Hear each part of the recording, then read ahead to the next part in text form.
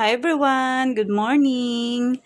Ayan, flex ko lang po sa inyo tong pinamili kong gulay. Ayan, nakita nyo ba yan? Ayan, ito lang naman ay inabot ng worth 70 pesos. Gulay pa lang yan mga kabads. Panglahok lang sa aking lagang lulutuin. O diba? Panglahok pa lang, mapapawaw ka na lang talaga. Ayan, 10 pesong pechay. Ayan. 3 pirasong saging. Yan.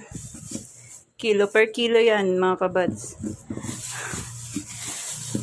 14 pesos na carrots.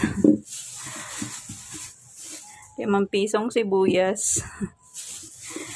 5 pisong luya. 2 pirasong patatas. 22 pesos, mga kabads.